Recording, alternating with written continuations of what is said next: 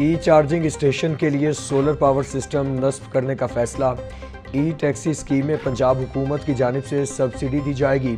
وزیر اعلیٰ پنجاب مریم نواز کی زیر صدارت اجلاس ایکو فرینڈلی ای ٹیکسی پروجیکٹ کے بارے تفصیلات سے آگاہ کیا۔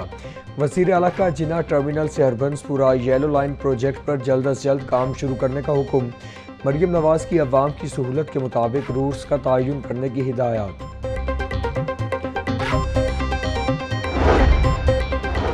کالا دم تنظیموں اور شرپسند عناصر کے گرد گھیرا تنگ محفوظ پنجاب ایکٹ 2025 کا مسودہ تیار۔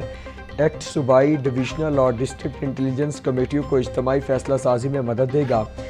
قیام امن کے لیے ڈسٹرکٹ انٹیلیجنس کمیٹیوں کو اضافی اختیارات تفویض۔ امن و امان کے لیے خطرہ سمجھے جانے والے افراد کو 90 روز کے لیے حفاظتی تحویل میں لیا جا سکے گا۔ سنگین جرائم میں ملوث افراد کے نام نو فلائی لسٹ میں ڈالے جائیں گے۔ احکامات کی خلاف ورزی پر سزا اور جرمانہ بھی ہوگا۔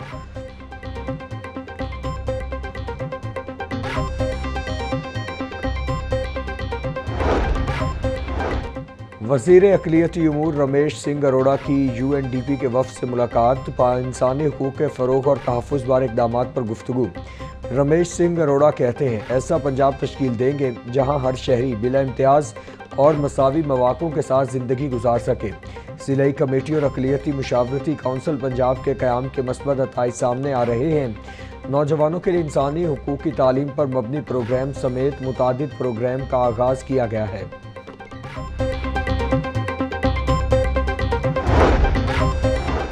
Secretary local government Shakeel Ahmed Mian کا LWMC ٹھوکر ورکشاپ کا دورہ۔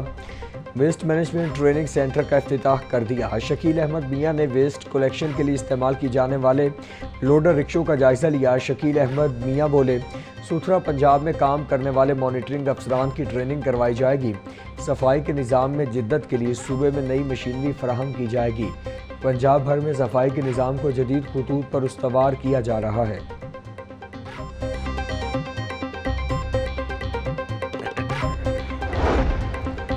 ضلعی انتظامیہ شہر لاہور کو تجاوزات سے پاک کرنے کے لیے دن رات کوشاں۔ DC کی ہدایات پر 3000 سے زائد تجاوزات ختم، 29 ٹرک سامان ضبط۔ انارکلی، اردو بازار، شاہ عالم مارکیٹ سمیت کئی علاقوں میں آپریشن کیے گئے۔ مصری شاہ، موچی گیٹ، سبزہ زارہ اور جوبلی ٹاؤن میں بھی آپریشن۔ سنگین خلاف ورزیوں پر 2 مقدمات درج، متعدد کو نوٹسز اور وارننگز جاری۔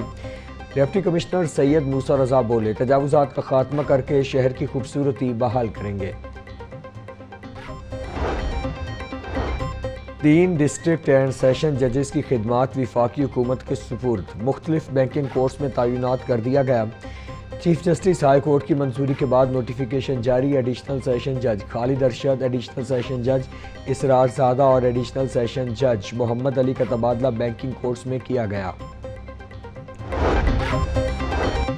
پروسیکیوٹر جنرل پنجاب سید فرحاد علی شاہ کا اہم اقدام، کیسز کی بہترین پیروی کرنے والے پروسیکیوٹر کو تعریفی اسناد، شیلڈ اور کریش پرائز سے نوازا جائے گا۔ ملزمان کو سزائیں دلوانے پر 12 پروسیکیوٹرز پر انعامات کی ہوگی برسات۔ بہترین فرائض سر انجام دینے والے پروسیکیوٹرز کو 3 کیٹیگری میں تقسیم کیا گیا۔ ڈسٹرکٹ پبلک پروسیکیوٹرز کو ملیں گے 35,000، ڈیپٹی پبلک پروسیکیوٹر کو دیے جائیں گے 30,000 روپے، اسسٹنٹ پبلک پروسیکیوٹر کو 25,000 روپے انعام ملے گا۔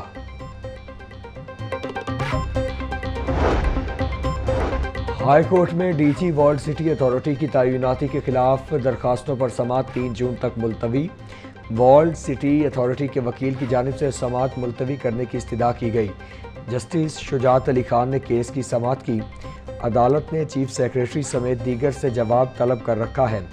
درخواستوں میں کامران لاشاری کی تعیناتی کو چیلنج کیا گیا ہے۔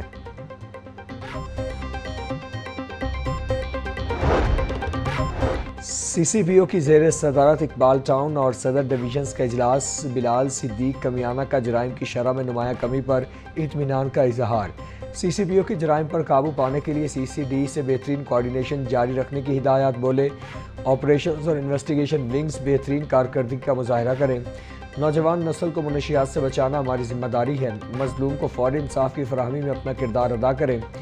بہتر کارکردگی کے حامل اہلکاروں کی حوصلہ افزائی کی جائے گی۔